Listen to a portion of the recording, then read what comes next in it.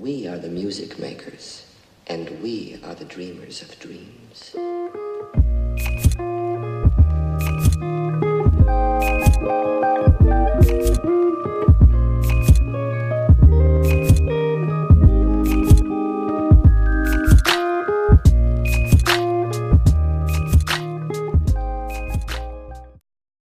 want to interview you. So, what's Angels of Hope? What is that? Angels of Hope is a club that was created by Araceli Castañeda. And what happened was she was selling cupcakes trying to raise funds for some poor people who lived in Tijuana. She wanted to call it Angels of Tijuana at the time. And she was selling cupcakes after school. And I asked her what were the cupcakes for, and she told me. And I said, why don't you make it a real club? You know, maybe you can get some more kids involved. It's something good for the community to be able to help others.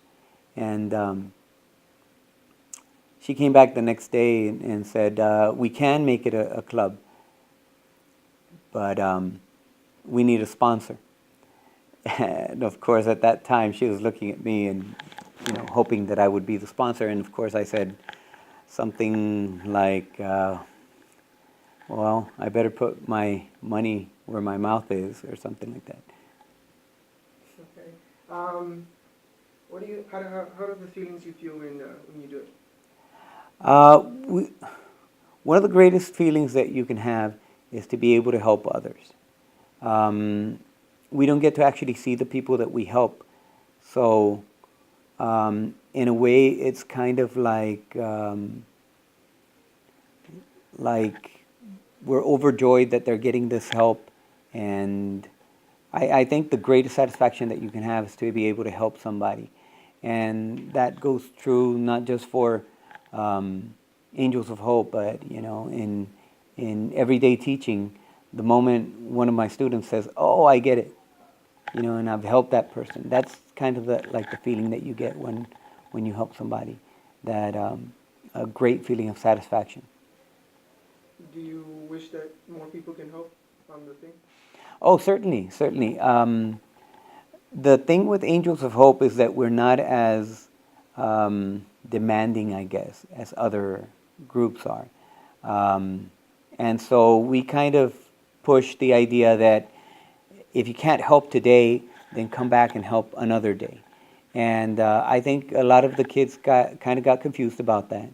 And so I think that that's one of the policies that we're going to have to change later on, about, being able to attend more meetings.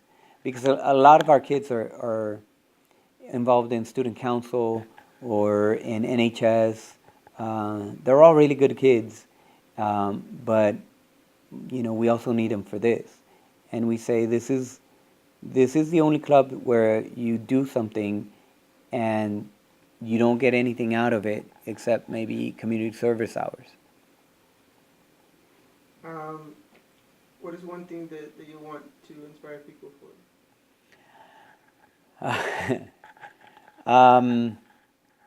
I've always wanted to inspire people to be better and to love themselves. A lot of the times, if you're able to love yourself, then you're able to spread that love to others. And a lot of the times, we don't love ourselves for stupid reasons. Maybe we look in the mirror and we think our nose is too big, or our ears stand out too much, and we don't love that person that's in the mirror.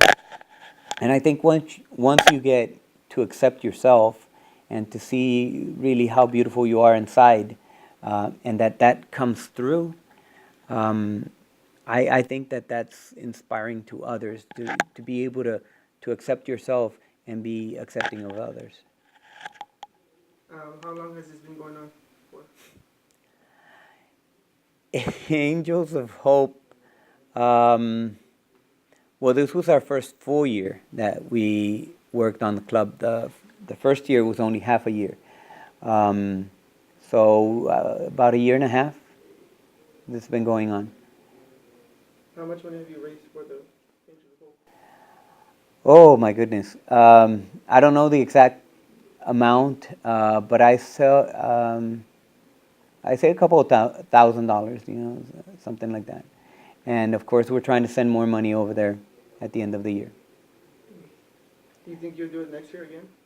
Oh, yes.